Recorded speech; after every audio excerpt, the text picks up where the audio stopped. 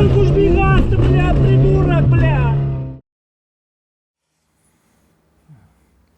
Друзья, привет всем, кто изучает русский язык с каналом Русторез, где я читаю для вас забавные истории на русском языке. Если вы хотите учить русский язык легко и увлекательно, подписывайтесь на наш канал, давайте учиться вместе. Сегодня я прочитаю для вас рассказ про контраварийное вождение. Итак, поехали. Пару лет назад я получил права. Я всегда хотел уметь водить и путешествовать на автомобиле. Хотя я до сих пор не уверен, что мне нужна своя машина. Меня больше интересует сам навык и опыт управления разными автомобилями в разных условиях. Обучения в автошколе явно было недостаточно, и к зиме я пошел учиться дальше. Расскажу о своем опыте. В автошколе у меня был неплохой инструктор, и мы даже договорились, что он дополнительно потренирует меня на скользком покрытии. Мне кажется, что в странах, где часть года на дорогах снег и лед, это вообще должно быть обязательным. Например, в Швеции водители сдают экзамен в том числе на скользкой дороге. Эта практическая часть экзамена называется Risk 2. В Норвегии безопасное вождение на зимней дороге тоже входит в основной курс обучения. А еще водители практикуют и сдают вождение в темноте. Но, к сожалению, и я, и инструктор оказались заложниками общепринятых правил. Водителей учат ездить так, чтобы они сдали экзамен. Отрабатывают только необходимые элементы и упражнения. К концу моего обучения началась пандемия, и из-за карантина занятия в автошколах приостановили. Когда уроки возобновились, о дополнительной практике мы думать перестали. Обучение затягивалось. Из положенных 56 часов я откатал только 50. Но в итоге экзамен сдал. Теорию и маневрирование на площадке с первого раза, а выезд в город со второго. Когда я получил права, начал тренироваться сам. Ездил поздно вечером, когда движения меньше, по всяким придуманным поводам. А почему бы не выпить кофе на другом конце города? Уже через несколько дней после получения прав я с подругой поехал в небольшое путешествие по Подмосковью. Так я впервые получил настоящее удовольствие от вождения и проехал по автомагистрали. Постепенно я нарабатывал навык вождения. Своей машины у меня в то время не было, и я пользовался всеми возможностями чем-то поуправлять. Что-то арендовал, где-то брал каршеринг, где-то за руль предлагал сесть друг. Зимой особых проблем с поездками по Москве не было. Здесь всегда чистят дороги и засыпают их реагентами. А по выходным мы путешествовали в другие города. И там трассы часто были заснеженными, скользкими, с неоднородным покрытием.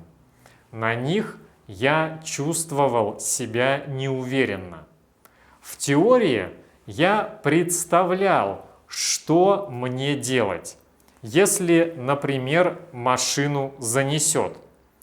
Но я не знал, смогу ли правильно и быстро среагировать в опасной ситуации. Так, в списке того, чему я хочу научиться, появилось зимнее контраварийное вождение. До того, как выбрать водительские курсы, я изучил, какими они могут быть. Вы, например, можете учиться на своей машине или на машине из автопарка курсов.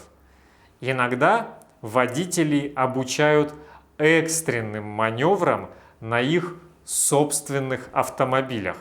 Это позволяет лучше узнать особенности машины, на которой постоянно ездишь. Цена для разных вариантов тоже разнится.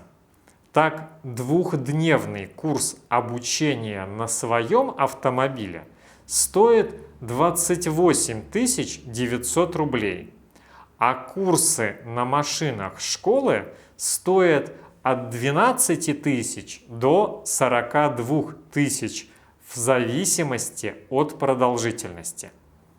Я планировал учиться на механике, но нам с напарником выдали машину с автоматической коробкой передач.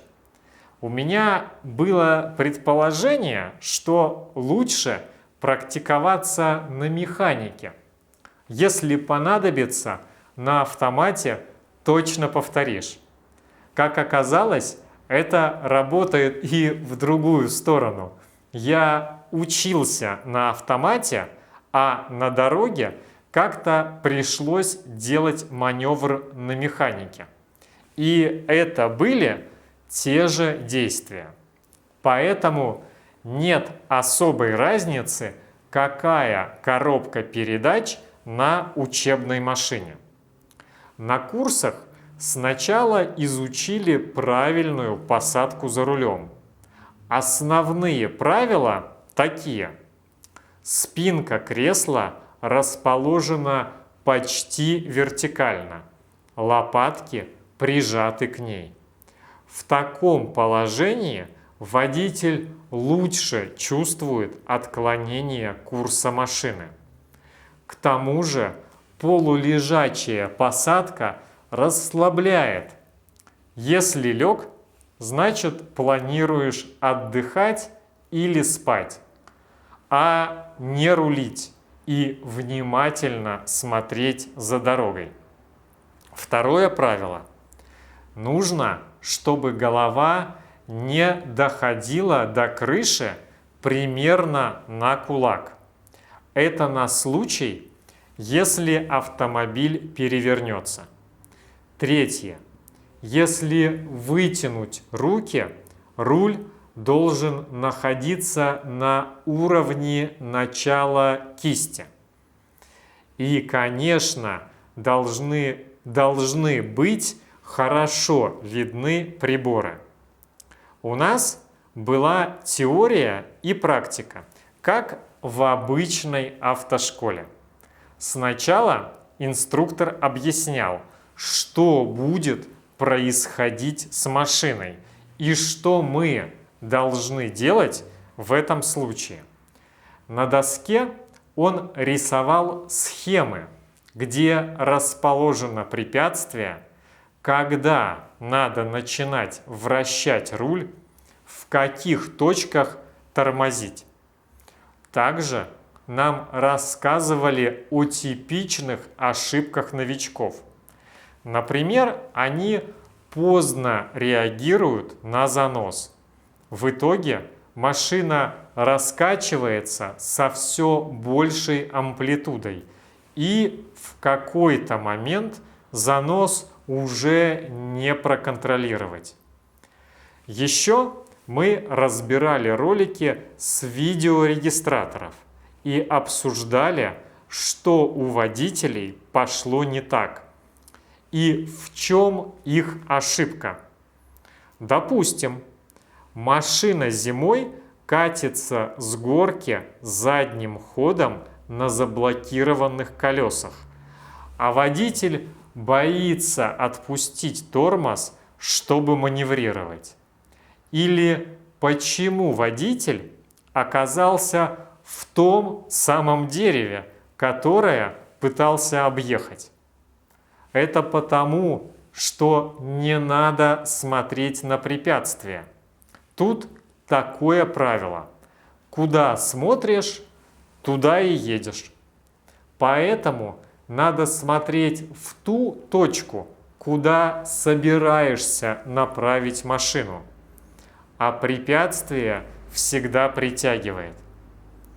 После теории нас распределяли по машинам, по двое учеников. Сначала смену отрабатывал один, потом мы менялись. Инструкторы на площадке разговаривали с нами по рации.